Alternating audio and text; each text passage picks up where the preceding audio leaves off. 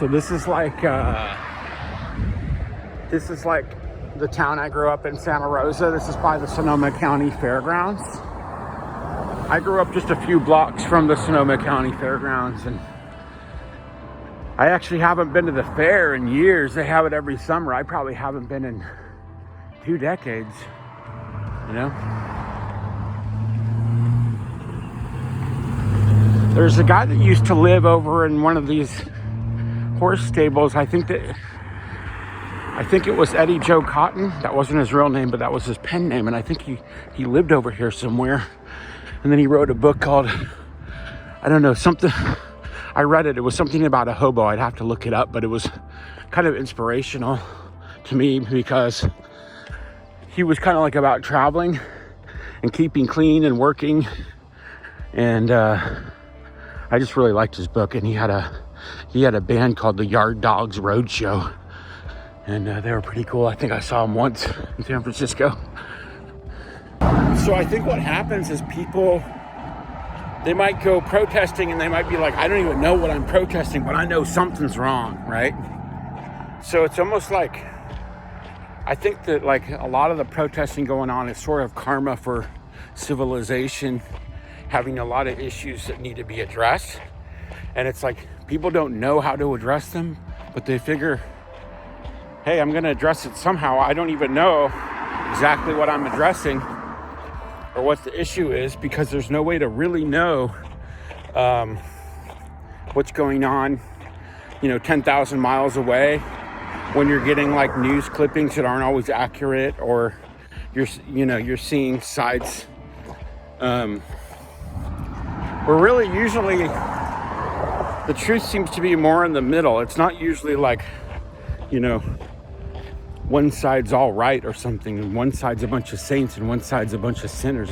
Doesn't usually work like that, does it? I think in terms of gigs and stuff like that, like I want to start doing solo acoustic gigs, and then when I can get bigger and better gigs, then work on getting the band going, because I don't really want to hire a band and get a band going if it's just some little gig that doesn't pay anything. I've done a lot of things where like you're trying to get everything together and you just get some gig and you don't make any money, and then it's like people feel kind of frustrated. So I don't want to put like my bandmates through that. So I think for a while I'm just gonna kind of do solo gigs,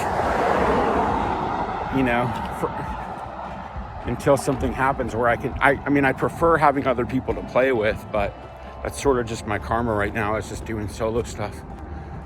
Longer than 43 years, because that's my first memory of that 7-Eleven is when I was 5 years old, and I used to walk with my older brother to school with his friend. We used to stop and they would play video games, and we'd walk to school. And I was 5 years old, and I'm 48 now. And that 7-Eleven is still there. I wonder if it's like one of the oldest 7-Elevens. Pretty crazy, huh?